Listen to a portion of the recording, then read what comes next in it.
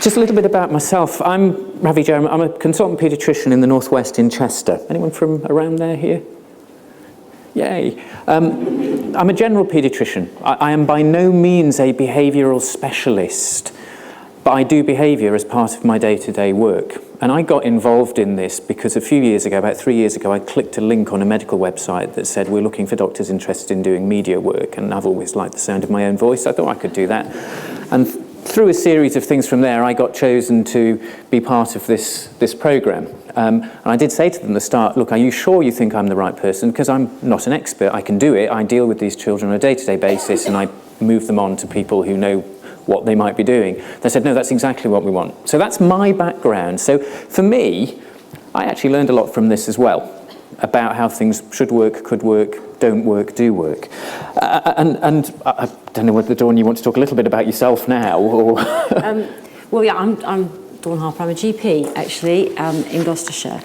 And if you told me 10 years ago that I'd be involved in television, I would have laughed you out of court, because I'd kind of signed up to be a full-time GP, and that was me done. But I've always done other things alongside, and so television kind of came knocking on my door after I'd started working on websites and on various different magazines and things. And so I knew the production team that did the show Born Naughty through Embarrassing Bodies. It's the same team, it's Maverick Television. And they asked me to get involved with that show very much with my GP hat on, so not as a specialist at all. And funnily enough, I probably would have had the same reaction as most people in this room, because I was very, very cautious about putting children that they were suggesting that they were going to use on our television screens. And actually the reason that I agreed to do it is because I know that team very well. They've been working for many years on Embarrassing Bodies, and although that is a very different show, it does also deal with some crossover similar issues in terms of what's going to be out there forever, and the reaction increasingly now that you will get from Twitter, and we'll talk a bit more about that, and other social media. But I know that as far as possible, they're a very sensitive team. The production team that we worked with, the exec producer is a mum of two. Both of her girls are quite challenging, healthy teenage girls, but the series producer, and he won't mind me saying because he's very open about it, has a child on the spectrum. And so knowing what I knew about the television production team, the production company itself, and their past experience, and the people that were heading it up, I agreed to do it. And on balance, I think we're both glad we did, aren't we? Yeah. So what I wanted to do was talk a little bit about the whole thing, sort of under the broad subheadings as there, why we did it, how it was done, what the challenges were. The title we'll talk a little bit about, because that created a lot of controversy and a lot of discussion, what the reaction was and what happened next, and then some sort of personal reflections on things. So what was the point of it? Well, there's been lots and lots. I apologise, I can't stand still. You can diagnose me if you like. There have been many TV shows about naughty children over the years, and I've sat and watched them and shouted at the TV and put my head in my hands and laughed. But very few of them have attempted to suggest anything that really works in reality. Feel free to discuss. Super Nanny springs to mind. You know, she became very famous and made a lot of money out of sitting people on the naughty step. Whether that actually helped anybody, I don't know. And there have been other programmes that have been a bit more more fidelity to life. But the aim of this was to try and give some kind of illustration within the restrictions of an hour or 46 minutes of television as to how the diagnostic process for children with behavioural disorders actually might work, how difficult it is to actually make a diagnosis or not, to discuss whether a diagnosis helps or not, and actually see whether there are any interventions. The idea is to try and give a flavour of that to the general public. Interestingly, Dawn mentioned about members of the production team. The person who commissioned the programme at Channel 4 also has a family member on the spectrum as well. And they'd been through the processes, which is how the seed was hatched. Wouldn't this be an interesting thing to look at? Because she'd lived it. So the production team wanted to get a mix. They wanted to get children some of whom might have a diagnosis, some of whom might not have a diagnosis, some of whom where clearly it was entirely down to parenting styles that the child had their behavioural problems, others where there may have been a diagnosis. And they wanted to try and get a mix, but the aim was to really educate the public. It wanted to get across that these diagnoses exist, Does anybody read the Daily Mail? Seriously? No. I'm preaching to the converted. I find when I'm feeling a bit hypotensive, if I read the headlines of the Daily Mail, my blood pressure recovers very quickly. But there is a public perception amongst a significant minority of the country that children who are naughty just need a good slap. There's nothing wrong with them. 50 years ago, just a bit of discipline. It's all because we pussyfoot around them and let them get away. Actually, that's probably what I do with my own children, but we won't go there. And it was to get away from that, to actually try and say to the public, look, cut these parents some slack. Actually, there may be something going on. But also to get across that even if there isn't an underlying diagnosis, and it is just down to parenting interventions, the parents still need to be given a break. You know, it's not an easy thing to do. We can come back to this when we come to the sort of social media reaction as well. The focus of the show was meant to be very much more about the children and families than the therapists. And I stress this because if you think back to other health programs, child health programs, a lot of them are very much focused on the presenter, on the therapist, and the children and families, the adults, the patients, clients, whatever you want to call them, are very much the substrate for their glory. And this was very much meant to be focusing on the children and families, and we were doing our bits peripheral in there. The programme was commissioned by Maverick, and as Dawn said, they've got a background in health programmes, dealing with some difficult issues. Channel 4 is a public service broadcaster. It has certain things that it has to fulfil, and this falls under factual entertainment, where obviously it has to draw in viewers and entertain people, but it has to educate as well and inform. So that was the sort of the idea of the why. So how was it going to be done? And they had an idea even before Dawn and I became involved, but it evolved as it went along. But the idea was that they were going to try and identify families where there were concerns about children's behaviour. There would be an initial assessment, throw some ideas around what could be going on here, get professionals who could do more specialised, detailed assessments involved, have an MDT, and that's something that we didn't think that had ever really been seen on TV in any of these programmes before, the fact that all of these things were very multidisciplinary. Feedback to parents, put some interventions in place, follow up, see if it had helped. That was the idea. How are you going to find people? And this is where it gets interesting. So Maverick advertised on parenting websites like Mumsnet, they advertised in parenting magazines, they advertised on professional websites, journals for interested professionals as well. Now, of course, a question here that you might be asking, and I asked when I first heard about it, is what kind of parent who's got worries about their child's behaviour wants to talk about it on the telly? All right? Because are you not going to get a self-selecting population of egomaniac narcissists who think this is the step up to Celebrity Big Brother or going to the jungle or something? I don't know. But what was interesting was that the people who generally did apply, or certainly the ones that we dealt with, well, I'll come to that in a moment, but were people who were genuinely crying out for help. You could argue, well, why on earth were they crying out for help? Why did they need to come to us? And we can talk about that. Over 200 families expressed an interest, and they were sent a fairly structured application form to give details about what their worries were, particularly for details of previous assessments, previous interventions, what they were concerned about. And many were screened out at that stage. Some of them it was clear that this is just someone who wants to be on the telly. Some of them it was clear that it wasn't really what the programme was looking for. Some of them it was clear that there was already sort of interventions in place, and obviously some of them, although we could have done something, were felt not to be appropriate because actually in terms of being on the telly, they probably weren't that entertaining or interested. But a long list was made, families were contacted and had further discussions. And this is a crucial thing, and people probably aren't aware of this. Once potential children and families had been selected, there was then a fairly detailed psychological assessment. I don't know what assessment tools were used, but a clinical psychologist went and interviewed all the families and children involved. And that was really, number one, not to find out whether they were telling the truth or what to make a diagnosis, but to assess the resilience of the families, assess the children, to assess how the families would potentially cope with being in the public eye for a few weeks. And several were screened out at that point as well. You know, the psychologists, however much the production team said, we really, really want to do this one because it's so interesting.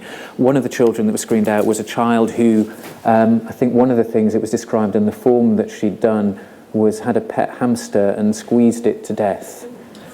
And you sort of think, even after the watershed, that's not great, but you sort of think, well, hang on, do we really want, is this going to be great for the children? Is it going to be great for the families to have this on? That's just an example. But the television production company wanted it, didn't they? Sorry? Psychologists were involved in that. Yes. Yeah. Oh, yeah, absolutely. That was nothing to do with me or Dawn. No. That was entirely the off-screen psychologist. But it is interesting, the kind of conflict that you see, because television will really want that. And we found at times throughout it that occasionally you have to really stand your ground and say no, and there's a lot of pressure, isn't there? They definitely wanted, for obvious reasons, it's going to make they think great telly, but yeah. So, 12 children and families were identified as being ideal subject matter for the programme. And originally they wanted to have 3 case studies per programme. It had already been commissioned. There would be 4 one-hour programmes, which is actually 46 minutes. So whenever you watch anything on Channel 4, there's 14 minutes worth of adverts. So that's at least 2 cups of tea that you can squeeze in. But the production team was as keen as possible to get a complete balance of children with a diagnosis and without. Obvious flaw there, of course, we didn't have a clue beforehand what we were going to find. It might have been that all of them had a diagnosis, it might have been none of them had a diagnosis. So they, as well, didn't want to give us too much information beforehand, because otherwise it ruins it. You know, if we have all the information, we'll say, well, this child's probably autistic, this one's probably not, let's do those ones. So part of it that was a bit odd for us was keeping us in the dark a little bit.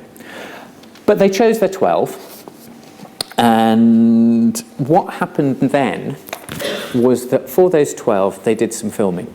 So Paul Cattell, who's the director, and usually one assistant with him, would go to the family, visit them at home, do some footage of interactions, child playing, child having the tantrum, as you've seen, interviews with the parents, interviews with the children. They also had consent, and this is something that clearly doesn't happen in the real world, but it really made me think, wouldn't it be good if you could, had consent to install CCTV. Which was very, very, very revealing in a couple of the cases. One particularly of a child who wasn't sleeping at night. Of course, that was all done with consent. I mean, I don't know whether anyone is particularly uncomfortable with that, because, you know, you might see things you really don't want to see. Yes, you've got consent of the parents, but has anyone asked the 7-year-old whether they're happy to have a camera in there? But parents were happy with it. If the parents hadn't been happy with it, it wouldn't have been done. So those went on. The CCTV, as I say, was very revealing. What would then happen is the production company would put together a montage, and I think each one was about 10 to 12 minutes, wasn't it, of what they'd seen. And the idea was the first section of the programme was, they called it, for want of a better description, mission control. So Dawn and I would sit in front of a TV screen and watch this footage. There was no voiceover or anything. It was all just footage of what the film crews had seen with their initial interviews and initial CCTV. We also, at this point, had access to the application forms that had been filled in by the parents with their observations. We didn't, at this point, have any medical records or records of any interventions that might have taken place before the parents applying. And we had our discussion, and then they'd move the cameras further away and we'd have our discussion again, and then they'd have... And I'd never done anything like this before, and it was extremely... Do we have to do it again? Or can you say the same thing again? But obviously they could have had more cameras, but, you know, it's austerity. So we then did that, and then we'd have a discussion about what we needed to do, and essentially what would happen is that I would then pay a visit to the families and children at home, which again would be great in real life, but doesn't happen. What happens in real life is a referral's made and they sit on a waiting list for a few months and then come to a clinic somewhere. Okay, so we were very lucky. I would be seeing them within a maximum of 10 days of our initial discussion. We also, in that time, once we'd seen that, got hold of the GP records and managed to look through things. Contact was made directly with healthcare professionals to explain the role of Born Naughty, and this was really important to me and to Dawn, because it's always a pain when you have a patient that you're looking after and they've I've got no problem. I'm not precious with people seeking second opinions. But what's really annoying is when someone gives a second opinion and doesn't tell you what they think or tell you that they're doing it or doesn't contact you, because I don't think it's in anyone's interest. And the other really important thing here is that we were going to be involved with these families for a fairly short period of time. And we couldn't offer ongoing care and follow-up from ourselves. So we needed to make sure that local services were aware from the start that they knew what we were doing and that they were happy with it. Now, it's interesting because most healthcare professionals were fairly understanding. However, there was always at the start a degree of suspicion. And if I was on the receiving end, I would think the same as well. I'd think, hang on, it's the telly, you know, they're trying to make me look stupid. And what was really interesting is pretty much all of these kids had input from GPs, from behavioural paediatricians, from psychologists, from speech and language therapists. Some of them had ongoing input. And we were really cautious that we didn't want to tread on anybody's toes or undermine everybody. And we stressed throughout the process to children and families that what we are doing is in addition to what you're getting already. It's not different. Obviously, if we came up with different conclusions, we'd say, but we would still share them. So we had access to the things that had been done before, and we let professionals know that what we were doing. So I'd go and visit them, and I'd chat with the parents, take a history, make observations, have a chat about what might or might not be going on, although, again, here, deviation from normal. Normally when you see somebody, at the end of that consultation, you'll say, okay, these are my thoughts, and you'll share your thoughts and discuss what needs to be done next. For the purposes of telly, I was told, once you finish, just say, right, well, there's a few things we need to do, we'll let you know. And it's really weird, because you're thinking, as you're going along, you're thinking, could be this, and you want to say, well, I think it could be X, Y, or Z, and we need to look at X, Y, and Z, and we need to get these people involved. And then what would happen is I would go back and we'd drive to the park or to the pub or somewhere with a nice background, and then I'd do a talking head bit saying, well, that was interesting, I think it could be this, and I was a bit uncomfortable with that. But the parents didn't mind, because they knew that it would then be fed back to them what I'd thought and who they needed to see. We then made ongoing referrals. Now, we were kind of restricted a little bit to whom I could refer by who'd agreed to be part of the programme. So we had a number of speech and language therapists, we had a couple of clinical psychologists, we had some sleep therapists, in inverted commas. I don't think we actually had any educational psychologists on board in the team. They did try and source some, so there wasn't anybody there. But we would make referrals. They would do those assessments, and how far away is this from reality? Those assessments would be done within 2 weeks, if only. All right, so those assessments would be done in 2 weeks. And once the assessments were complete, we would organise a multidisciplinary team meeting. Now, we had a base in Birmingham in a big architect studio, and we'd hired one of the big studio rooms, and it was decorated out. That was our meeting room. And it was slightly artificial, but not really. The team would be there, and we'd probably do 2 or 3 on each session. So the way it would work is that the professionals would come together, we'd be being filmed. The parents and children weren't always there, but they were usually there, were outside. They were being filmed, and they knew they were being filmed whilst they were waiting for us to come up with our discussions. We'd been instructed not to share too much information with each other, which again is a bit odd, because you tend to share information in a timely manner. But again, this is going for the big reveal. Don't tell each other what you found till you see each other, because it makes better TV. The fact that it was only within 2 weeks, I was quite comfortable with, because in reality, those assessments wouldn't even have been done within those 2 weeks, so I felt a bit better about that. The MDT was filmed, we reached our conclusions, decided what we were going to say to the parents, how we would break it to the parents and the children, and then there was I suppose it was kind of stereotyped. Dawn would go out and greet the families and the children and bring them in, and they'd sit down, and I would chair the discussion, and each professional would feedback, we'd come to our conclusions. Obviously, from the telly point of view, they were really into the big reveal. We think it is X, or we don't think it's X, and they'd want to get the parental reaction. And I remember the first one we did as a rank amateur. I sort of said something like, we really don't think he's on the autistic spectrum. That's where that line, the grandma saying, well, if it's not autism, what is it? And they said, no, stop, do that again. They didn't want me to say it's not autism. They just wanted me to say it in a different way. And it was like, okay, I'll do it in a different way. But they had to get the grandma to say it again. Fortunately, she was very good and managed to sort of make it look like she'd not heard it before. And then you start thinking, God, imagine if I had to do this in real life. You say, no, I didn't mean to say that. Just take it. Well, sometimes you do feel like saying that, don't you? But you can't. So we'd then suggest interventions. Those interventions would then take place. So from that point, the input from myself and Dawn would stop. But the ongoing input from psychology, speech and language therapy, whoever would carry on. And that was filmed. And each child had follow-up filming done 3 to 4 months later. So, still very early in the process, but to see how things may or may not have changed. I think the latest was sort of longest follow-up was 6 months.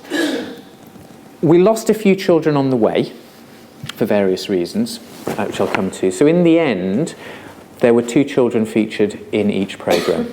And the way it worked was that all of the sections were cut through with a voiceover commentary linking sections. And it was, what was it called? The voice was Mark Williams from the League of Gentlemen. There you are. Interesting. A local psychologist for local people. They wanted to get somebody who was not too familiar, because I'd said, why didn't you get John Bishop? He'd be great. But they didn't want him. He's probably too expensive as well. So, what were the challenges? Well, obviously, in terms of the children that were selected, they really wanted to get some children with ADHD in there. But of course, ADHD is much more structured, and children with ADHD generally get diagnosed. People will do their Connors or do their computer programs or whatever, and they'll get diagnosed. So there wasn't really anybody who had ADHD. Obviously, barn door, old-fashioned, bottom end of the spectrum, autistic spectrum, are also going to get diagnosed. So by the nature of things, these were going to be children who were difficult to diagnose if there was a diagnosis. So there were going to be children who were going to be challenging in terms of working out what was going on. And of course, there were going to be children whose parents, for whatever reason, thought it would be great to get the TV involved. All of them had input to a greater or lesser extent from local services. I don't like the term being let down by the NHS, and I would say that actually I don't think any of them, bar one, had in any way been let down by local services. I think any interventions and assessments that had been made had been entirely appropriate and correct. They'd just taken a bloody long time. And I think that was the frustration. There was one child where it became clear that local services had not perhaps been as prompt and as effective as they might have been. And the more I talked to people who worked in those local services, the professionals said, look, we are really struggling here. We've been trying to say to our commissioners that we're underfunded and understaffed, and this is just symptomatic of what's going on. But I wouldn't say anyone was let down by it. And I was very keen, and the production company too, that we didn't want to get into a situation, and particularly with the parents, where we started slagging off the NHS services and the local services and saying we're better than them.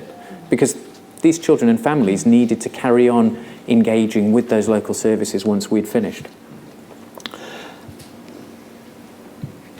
There was one who'd not been assessed, and had actually been discharged by local services, who felt there was no problem, but whose parents were absolutely convinced that there was. So of the 4 we lost, one was not followed up because the off-screen psychologists identified sort of significant parental mental health issues and really didn't feel that, although he was a very interesting child, really didn't feel that mum was in a place where she would cope with what might happen next. There was another one where there were significant safeguarding concerns revealed, not through CCTV, but just through getting to know the family.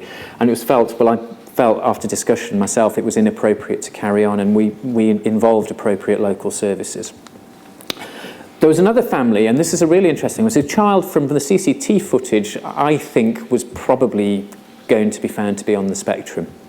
He was an 11 or 12-year-old boy whose mum had a lot of concerns about him and was absolutely desperate for some kind of help and intervention. And he'd had an ADOS and it hadn't ticked the boxes, and therefore there wasn't support at school available, and he was becoming more socially isolated.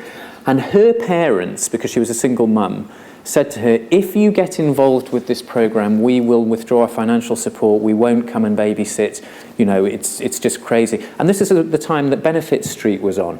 I don't know if any of you watched it, but it was a programme that went to a street. There's been 2 series, actually. They took a street in Birmingham that's regarded as one of the poorest streets in Britain, and they just looked at people's lives. But that was a programme that was very controversial because essentially it focused on the people who were trying to screw the system so they could buy a satellite TV and all the rest of it. And although these people went into it in good faith, it portrayed them in a very bad light. And of course, the grandparents' concern was that was exactly what was going to happen to their daughter and grandchild.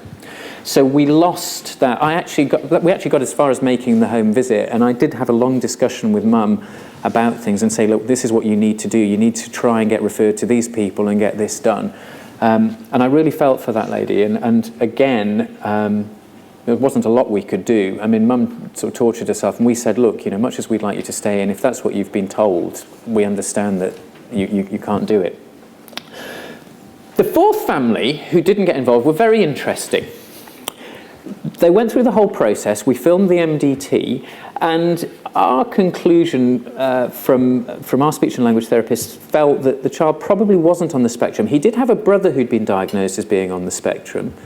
Mum had a chronic illness. She had MS.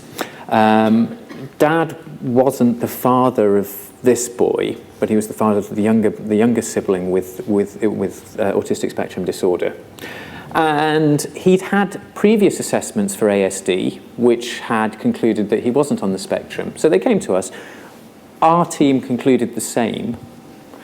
And they went through the process, okay, that's fine. They then went off and sought a private opinion elsewhere, and they saw a speech and language therapist who did a 2-hour assessment and said, yes, you're on the spectrum. Well, that's fine. If they want to do that, that's fine. But what was really interesting was the mum's reaction, which is, oh, we've had another opinion and he's passed his autism test.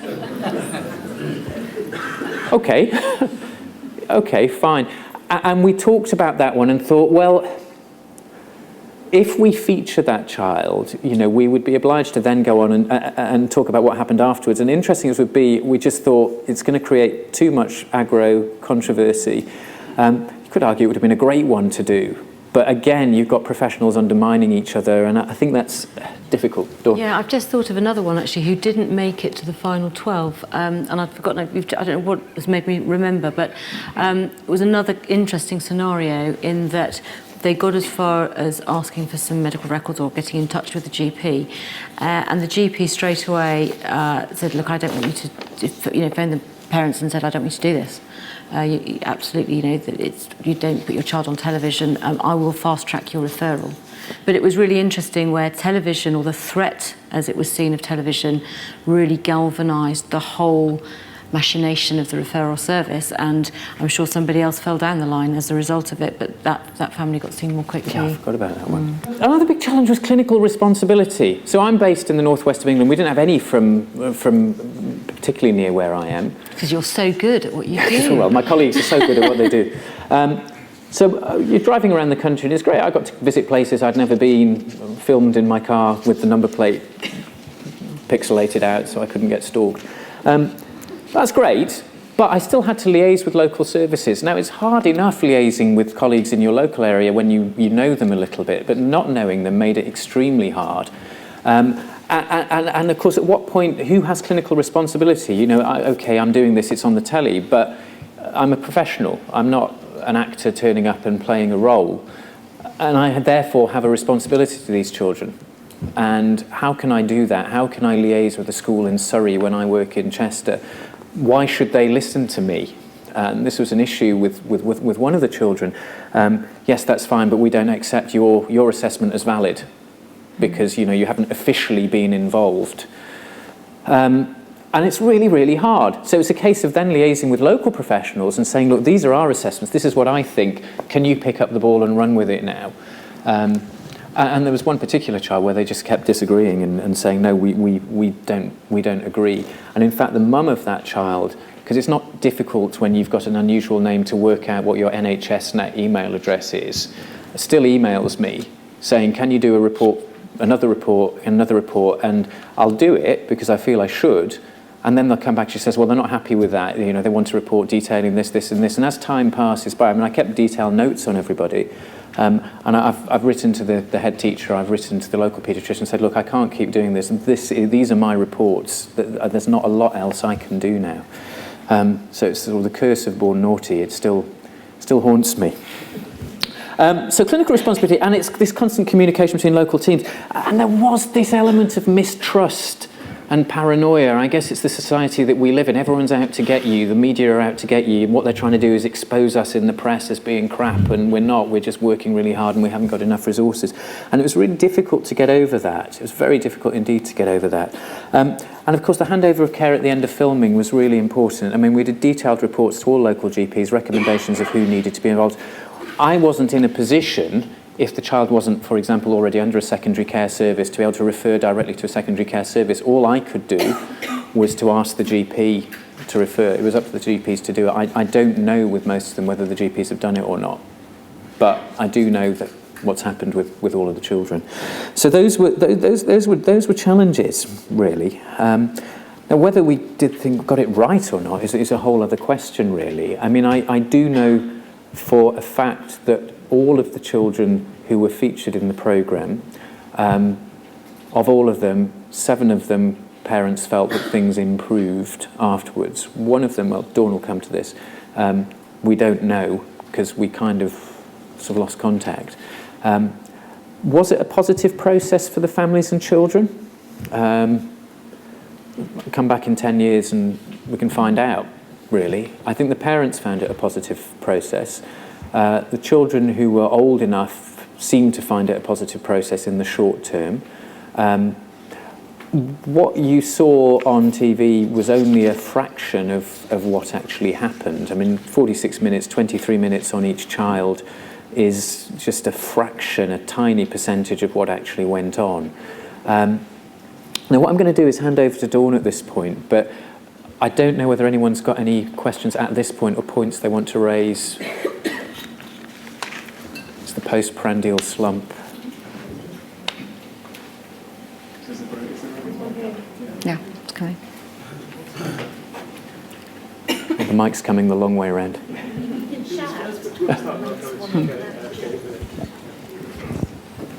It's not exactly about what you've just talked about. It was one of the last clips we saw. It's the little girl that's rather large. Yes. And she was saying she seemed to have, and I saw that particular programme, and she seemed to have a lot of insight. And I thought at the end of the TV programme in that clip, it showed that she really was asking for help herself. And I found that very interesting. And I wondered whether you could enlarge upon that and whether other children had similar insights about their own difficulties. The older children certainly did. Thomas, who was one of the little boys we featured, he's the one with the mum that keeps emailing me.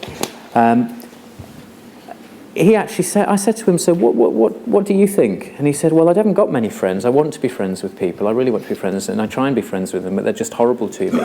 He wasn't sad about it. He just, he was a bit sad. He wasn't bitter about it. It's just, that's how it is. So he certainly, and I said, well, what could be different? He said, I just want people to like me. I just want to have friends. And he asked for it. Charlie, who's another boy who was featured in those, who was quite a big boy and could be quite aggressive, again, when you talk to him, said, I don't like it. I don't like getting angry. I want to be able to stop being angry. So the children who were older all had insight, and they all wanted to be part of it. Now, that obviously, I suppose I never asked them, and I never thought about it till just now, how much of it for the children was also the excitement of being on telly? Because obviously we live in a society now where being famous for the sake of being famous, being on the telly is a valid aspiration for what you want to do with life, rather than wanting to be a psychologist or a doctor or an engineer or prime minister or whatever. Oh yeah, I want to be on the telly. Interesting though, because I didn't get the impression that any of even the older children, I think it's something, certainly you hit puberty and you want to do Big Brother, don't you? You want to be the next Jade Goody or whatever. When I hit puberty, I'll let you know. I wanted to ask why you think educational psychologists were not involved. I don't know if anybody got asked. One of the problems, I talked about dealing with professionals. One of the problems particularly was with schools. We would have loved to have done more filming of these children in a school environment. But obviously there are confidentiality issues, the whole governance around it, and pretty much all schools we asked said no. I think had we had access to watching these children in school, we'd probably have hunted for educational psychologists more. Now, again, I don't know how many of you as educational psychologists, in retrospect, would have thought this is something that, actually it would have been a positive thing to have been involved with. Because particularly for these older children who have got issues at school, Thomas, who I referred to, one of the major issues was with the school. I mean, his mum was constantly ringing the school, shouting at the headmaster. Mum had her own issues anyway, but how many people would have thought actually educational psychology could have enhanced this? Yeah. So that's interesting. Well, bear it in mind, but I think it's important. And I think what was the other thing that was interesting is that we had clinical psychologists, and there was a lot of speech and language input, ASD, and a load of speech and language therapists said this is brilliant because people now understand what a speech and language therapist does. It's not just going da da da da la la la la ba ba ba ba. It's actually looking at children's behaviour and communication. And even clinical psychologists said this is better. Your educational psychologists, at a party, someone says to you, what do you do for a living? I'm an educational psychologist. How many people look at you blankly? You go, all right, okay, anyway, nice meeting you. Because do people understand what educational psychologists do? So I think certainly it could have raised the profile. Parents mentioned that they had consultations with educational psychologists. Interestingly, no. Whether they had or not, I don't know. There wasn't actually in the records that we went through. The question was, did people mention that they'd seen an educational psychologist? Said no. Whether they meant they had or not, I don't know.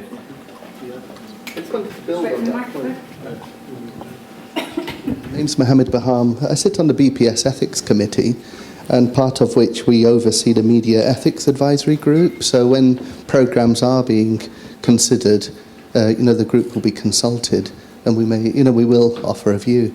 But what I was going to say is there's two elements of people in the audience, I guess, that if we were approached around opportunity to work with the media. If you're working in a local authority, we have local authority protocols about us presenting, so we're not going to have conflict of interest or inappropriate activities, on behalf of local authority. So speak to your media team in your local authority. If, for example, you were doing further work in the media and you'd like to involve educational psychologists, then contact British Psychological Society as well, because a lot of members in the room are members of BPS. So that's where the Ethics Committee would come in to offer advice, about how you conduct yourself. And there's also media training. Sorry, I just thought I'd do that plug. Yeah? Is that all right? Because it's to include everyone. Everyone's suddenly woken up. Yeah, so, and also, some of our services run helplines, so if you are involved in programs like this, you could phone up the Educational Psychology helpline, and you'd get a response within 2 days in some of the services, not 2 weeks. That's really good. Can I ask where the clinical psychologists came from? Where did they get? Again, I don't know which professional journals and magazines Maverick advertised in, but that's how they found people. I suppose one more, I think, and then because. And then there will be time for more. Once Dawn's done her bit, we can have I'll rattle through. Sorry, piggybacking on a comment about 2 or 3 speakers ago, one of the dimensions which you haven't mentioned is a phenomenon which I'm aware of as a practicing ed psych, and I guess many of us in the room are, and that is of children's behaviour being very context dependent. So I've had a number of parents come and say, look, he's all over the place. You ask at school, and they're saying, what? He's fine. And I'm curious, was there any attempt or any opportunity to elicit the view from schools as to whether the kind of difficulties being presented at home were presented in a different context? Very, very much so. And although we couldn't get film footage from the schools, we had a lot of cooperation from teachers, class teachers, head teachers who would give us reports which were considered and discussed as part of the MDT process. And that's a key one, clearly, because we could use that talking to parents to say, although you've seen this in the home, it's not been seen in the school. Some of the speech and language therapists, although it wasn't on film, were allowed to go and observe in school on a couple of occasions. Yeah, but that was very much taken into account. And actually went on several visits. So, yeah, not just one visit. It's very difficult to show everything that happened, but yeah, they would often go to different environments. Honey, for example, they took to a local library, didn't they? Not just visiting her at home. So we did try and look at the kids in different environments. I think we worked out that the speech and language input was, for each child that had speech and language involved, was 6 to 8 hours of assessment, which is more than you're going to get in the real world. Just wondered, in your discussions, how much disagreement there were between the professionals involved over the diagnoses, and how much they felt pressurised to come to an agreement because of the television. That's a really good question, and can I park that, because that's going to be addressed in the bit that Dawn's going to talk about. Yeah. But that is a very pertinent question indeed. Can I, just before I start my bit, sorry, I overtook you then. Ravi's asked 2 questions to ask you to put your hands up. And actually, I was quite surprised at how many of you had seen the show. I know that when the first programme aired, I have a lovely girlfriend who is a retired community paediatrician, and she is very anti-television. And she rang me the morning after, and I saw her number and I thought, here we go, I'm really going to get it in the neck now. And she said, Dawn, I sat down with a large glass of red wine last night to absolutely slate your show. But actually, I think it was quite good. So it'd be quite interesting to hear your honest opinions at the end of it as to what you thought of it. The other is, when Ravi just asked how many of you thought educational psychology would have been useful, I think it would have been fantastically useful.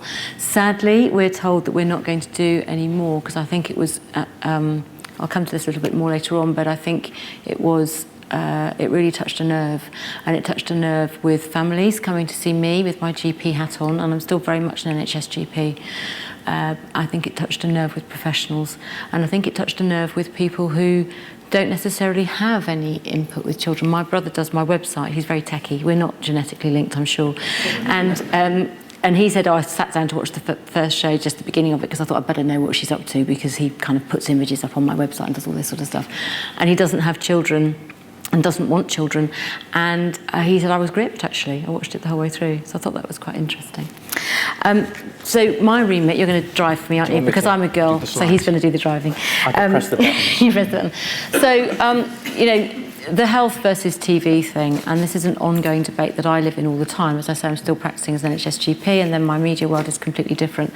I'm very much in the world of television. As Ravi has said, they didn't want to give us information, which of course in the real world we would have had. You know, I would have had notes as a GP, Ravi would have had a referral. It's, you know, we would have had all that information, but we weren't allowed to have that. They wanted to have that whole big reveal. So already there is a kind of a falseness about it to a degree, but we found ourselves in a place of compromise where you accept that to make good television, and then there are lines in the sand that we absolutely wouldn't accept. I think that's fair to say, isn't it? So, moving on.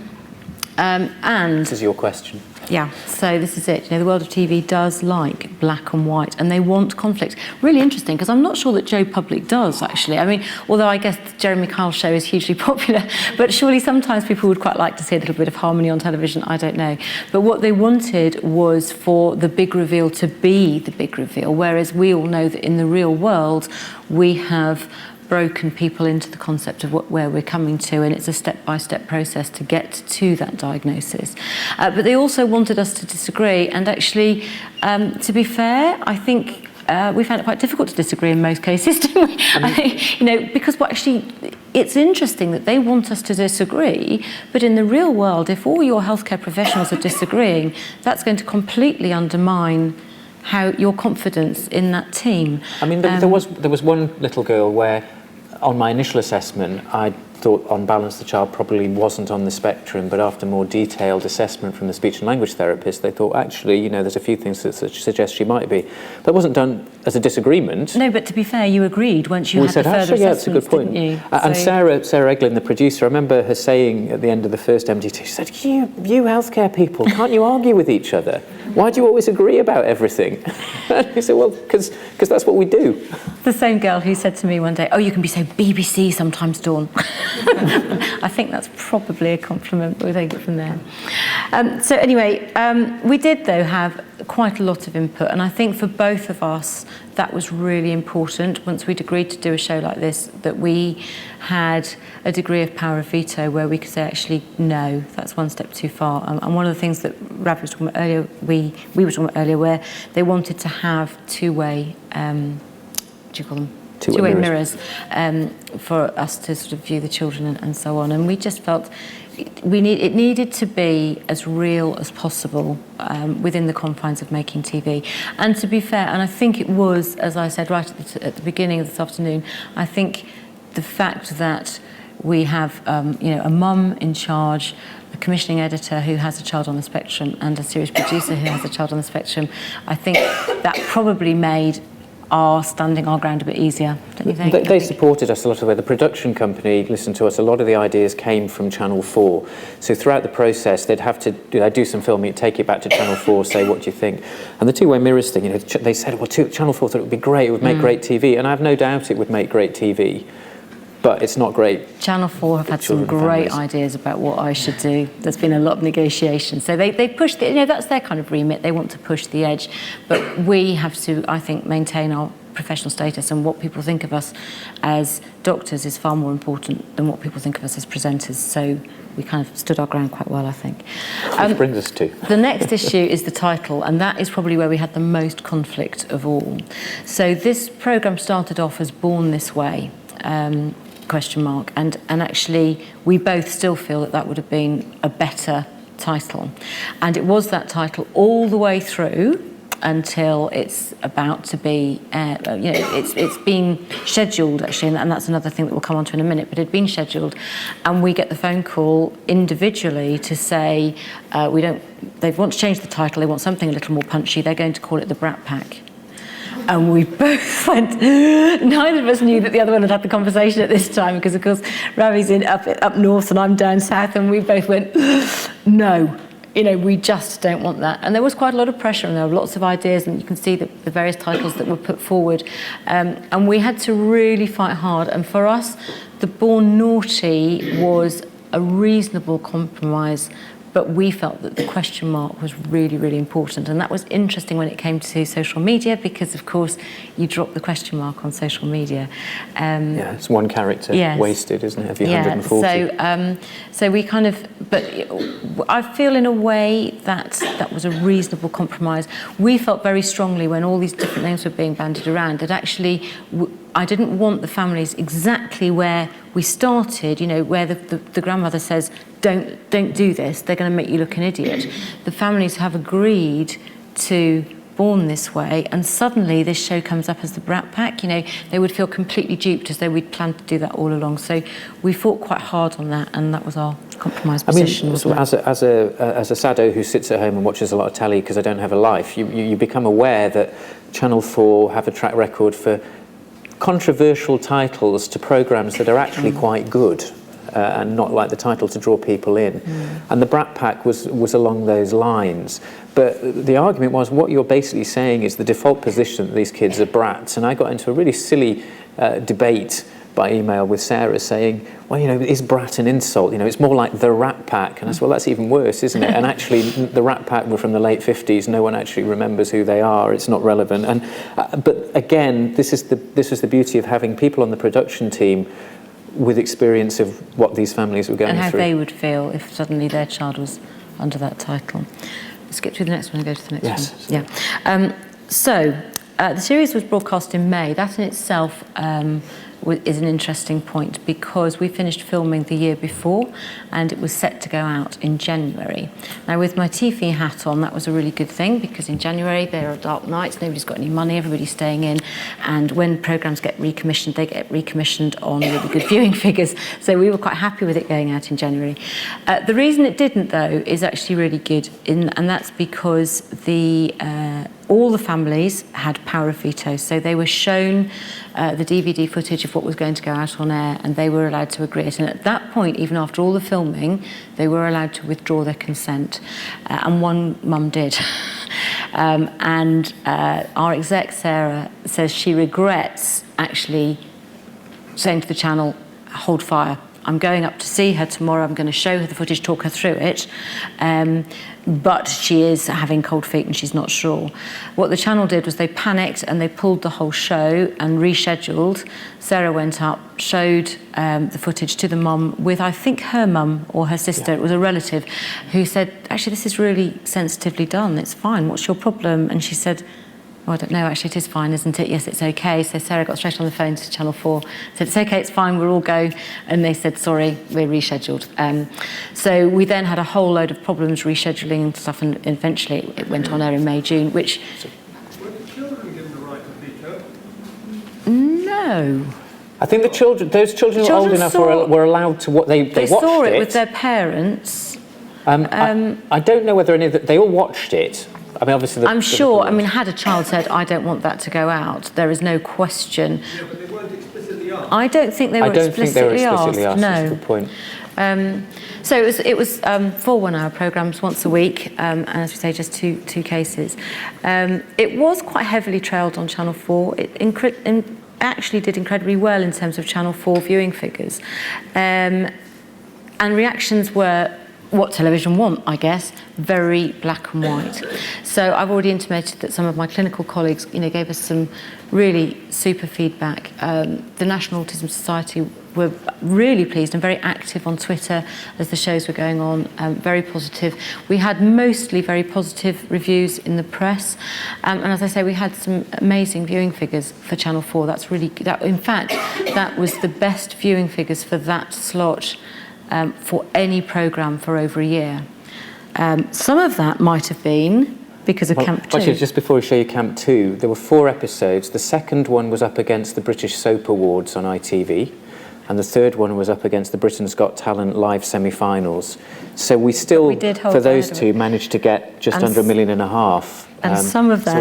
So we were against Dancing Dogs, so we did quite well, really. Let's go to Camp 2. Camp 2. So some of our huge viewing figures, rightly or wrongly, is due to our friend Katie Hopkins, who was incredibly vocal in episode 1 and really poisonous, actually. Interestingly, I've met Katie, and outside of her camera evil witch persona, she's really quite a nice person. But she has obviously decided to become this person that is her meal ticket, and it's the way she is. Actually, off camera, she can be very pleasant. But she tweeted some dreadful, dreadful things. And I think with her N million followers, actually created an interest in the programme. So people who wouldn't have naturally been drawn to watch Born Naughty were switching channels. And in fact, we peaked at over 2.5 million in our first episode. Thanks, I think, to Ms. Hopkins. I mean, let's just think, I don't know if you can read some of those things that she said. Theo flooded the bathroom, climbed out in a window and stood naked on the roof, and still no one thought to push him off. Honey is completing a story about 3 little pigs. She identifies strongly with this animal. Honey's mum is thrilled her daughter has pathological demand avoidance. Now a whole world of funding has opened up to her. Just nasty, not even funny, but actually, nasty and bullying. But and what was interesting, I didn't actually watch any of the programmes. I've seen them before. I started watching it with my family, and it was too painful. So I sat in the other room following it on Twitter, and so I saw all this happening, and I was thinking, crikey, blimey. And what was interesting, these 2 camps, there were a lot more, Katie Hopkins style things, a lot of comments, just give them a slap, autism, my arse, whatever. When you look at the people who were tweeting that kind of stuff, it would be James, age 22, interest Dungeons and Dragons, Game of Thrones and Warhammer.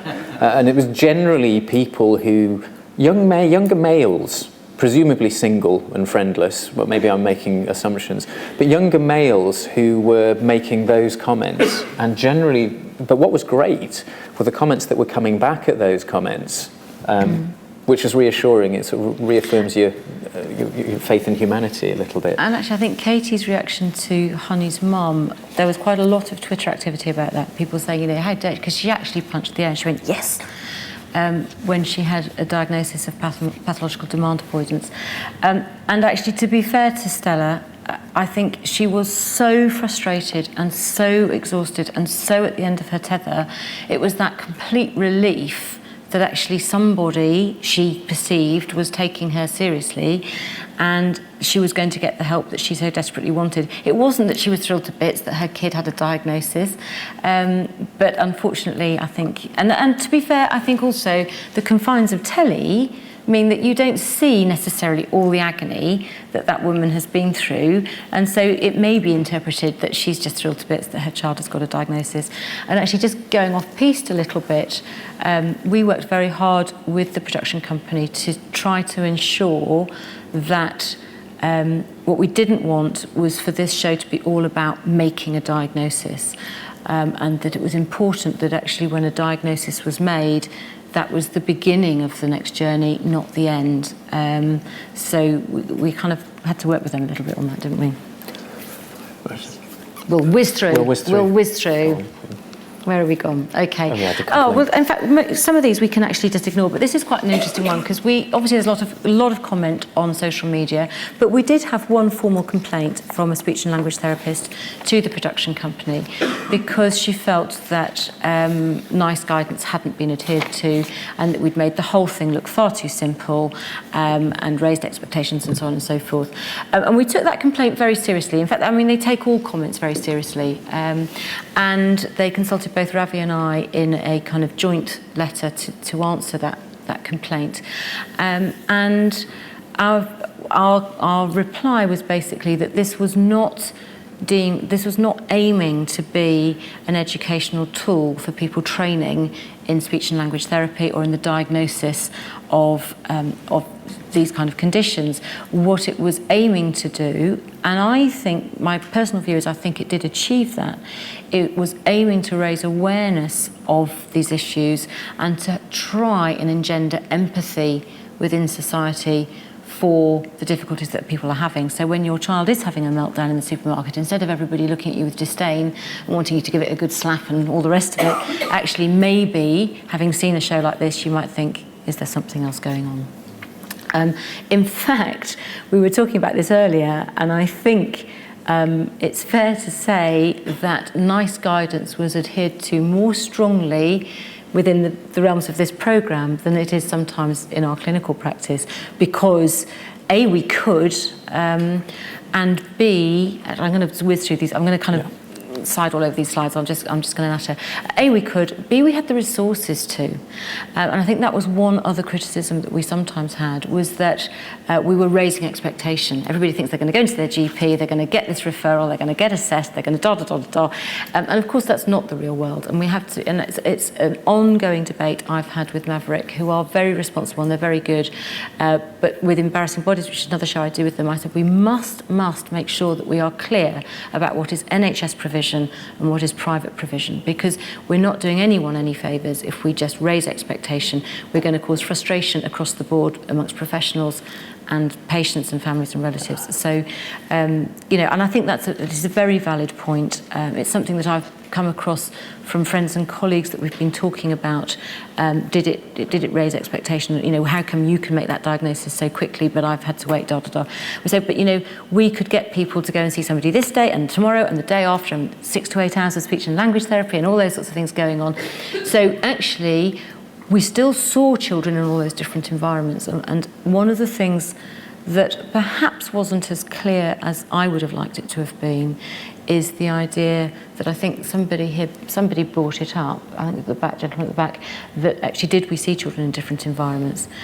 Because I say to parents with my GP hat on all the time, all kids will show some autistic traits. All kids will show some ADHD traits. The diagnosis is inconsistency across all environments, and that's why it takes such a long time. It involves different professionals in different environments. We just had an incredibly lucky, we have the funding of television and the power and the pull of television. Can I just dive in with this point? Yes. Until I got involved in Born Naughty, pathological demand avoidance is something that was kind of on my radar as a controversial diagnosis, so that has recently been accepted by the National Autistic Society as part of the autistic spectrum, but isn't yet in the ICD and all the rest of it. Now, of course, by the nature of the children we were looking for, we were going to get children who were slightly unusual. And it was not by any intention, but it just happened that 2 of the 8 children were given a diagnosis of pathological demand avoidance. Now, whether you believe it exists or not, and we're not here to debate that because that's a whole other conference, that was a diagnosis that was given and interventions were put in place. However, as a result, and certainly talking to local colleagues, it's really pissed everybody off. Thank you. Sorry, I take responsibility because every parent who watched that with a naughty child says, my child's got PDA. And there's been a significant number, I think, certainly locally, of referrals saying, I think these parents watch that programme, they think they've got PDA. And most of them probably haven't. Perhaps some of them have. But I appreciate that is difficult because you see what you want to see, and it's suddenly become another get-out. Like in the past, everyone had ADHD, now they've all got PDA. So that's certainly something that's there. But there probably are children out there who have it, who haven't been diagnosed, but it doesn't mean everyone's got it. I'm going to wind it up, You've mentioned Mark Lawson, anyway. Just to say that actually, at the moment, somebody touched on it earlier, at the moment, all the families are pleased that they took part. I think I agree with Ravi.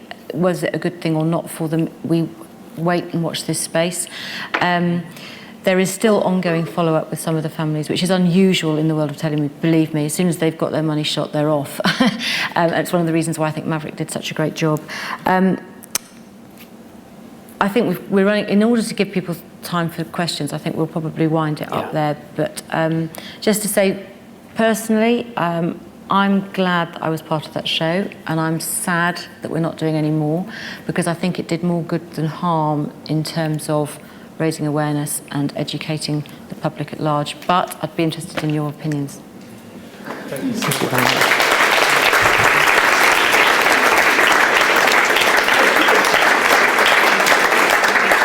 We've got time for a couple of questions. I know somebody had one there from earlier on. I realise Andre is following hard on Dawn and Ravi's presentation at what looks like in 5 minutes. So if we take just a couple of questions, no, it's fine. We just didn't have enough time really. But we can take your question because you didn't have a chance earlier on. And we'll see maybe one other, and then we'll wrap it up.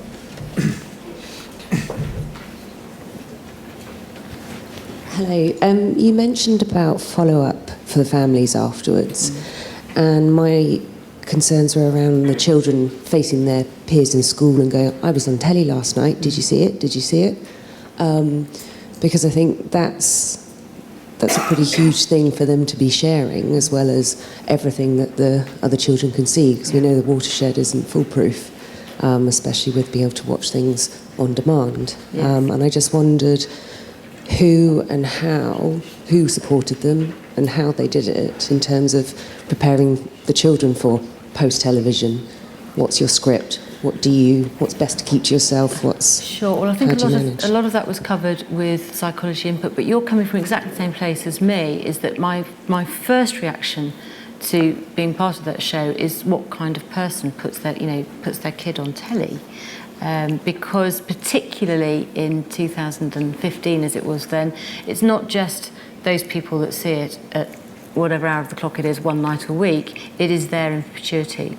And I think there will potentially be ongoing ramifications. I mean, one of the slides that we skipped over was, will there be something in a few years' time about a child who became completely psychotic and was, a psychopath? Were they always going to be a psychopath, or is it the reaction of having been on television and the reaction that they got? We do take that responsibility really seriously, and I think we don't know the answers to that. But what we do know is that the families that were part of that show were absolutely at meltdown point. I'm very comfortable with the fact that there wasn't a single parent who was putting their child on the television because they wanted their 5 minutes of fame. I might be wrong. I mean, two of them were actually out of full-time education because of their behaviour and have been now are back in. Reintegrated back in. Thomas, who's the boy who was sad about not having friends, did get a little bit of teasing for about a week or so. His teachers fed back about being on the telly, and then it was forgotten about. Kids are a bit instant, they moved on to whatever the next thing was. Are there any other questions? We'll maybe time for one more. Anybody else? There's one right at the back.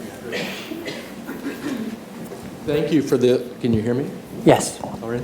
Thank you for this. It's helpful. I've had the pleasure of working on a number of different reality TV presentations in the state with ABC and A&E networks and such, and so I'm very familiar with this world. And I took to heart the psychologist that said he had an ethical problem with this one child coming before because of the mother who was in a bit of a situation herself. And I remember having that same qualdron with myself and with a situation that was brought up by the production team, and I said, you know, you really have an obligation here to, if you want to work with this family, to totally work with this family, including the mother. And if you want to help families, then put your best foot forward and get her some treatment, which they ended up doing. So they paid for her treatment so that she could get better along with the family.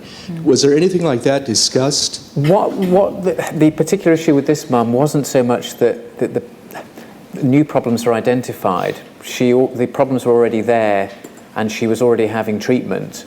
But until that point, the production team weren't aware that these issues were there.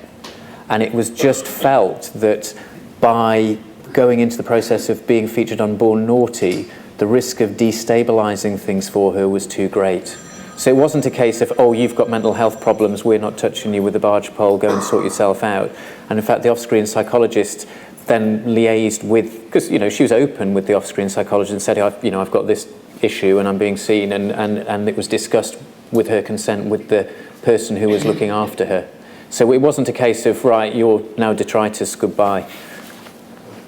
Has your visibility, your reputation increased as a result of this? Oh, right, that's a really interesting question. I'd never done anything like this before. Dawn is a more A-list. There you are. She hates that. So what happened as a result of it for me was that I started getting offers of other media work, but I was also getting lots of impassioned letters from parents around the country saying, please help, could you do something? And to be honest, there's not a lot I could do. To be honest, I'm in my little bit of the NHS, in my little bit of England.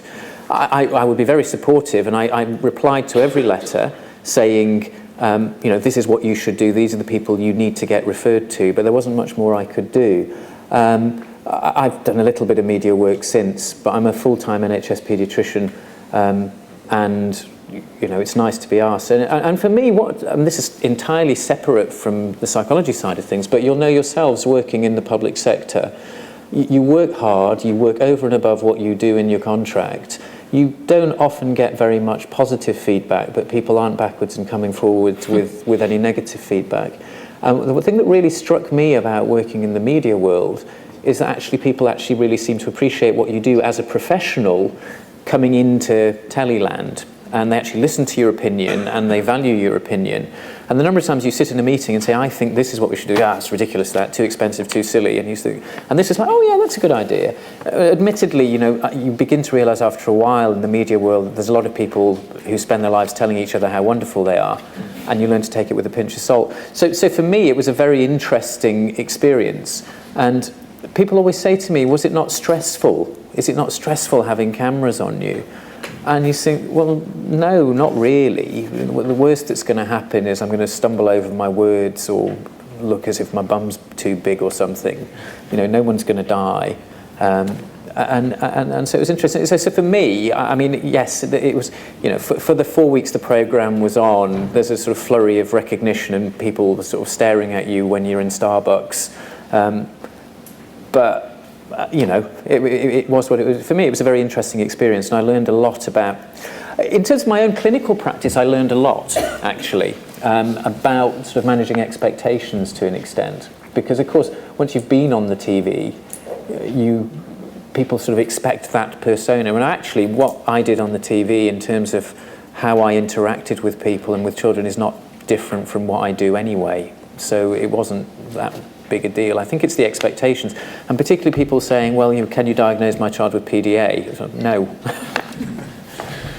I don't know about you, Dawn, because, I mean, for you it was relatively a low-key thing compared to sort of the enormous thing that embarrassing bodies is. It's a lesser thing than embarrassing bodies. But, it's an interesting one. I think if you put your head above the parapet and you put yourself in that place, you take the rough with the smooth. So I've been recognised in the most bizarre places. In the middle of the Kruger National Park last year was the most weird one. Are you that doctor off the telly? And I've been stopped in the most crazy places and been shown the most obscure things and often very private things in very, very public places where I have to say, look, I really don't mind. It's all in a day's work for me, and if I can help you in 30 seconds, that's absolutely great. But everybody's staring, and they're not staring at me because your left breast is out in the middle of Cheltenham High Street. And it's really weird human psychology, isn't it?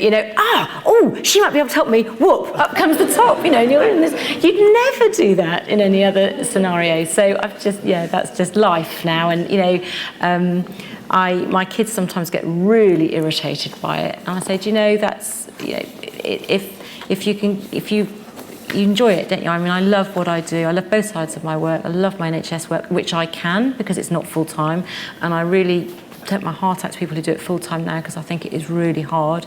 But I love the telly work too, and if I can answer somebody's question in a few minutes on the side of a street or in the supermarket or over the deli counter or wherever else it might be.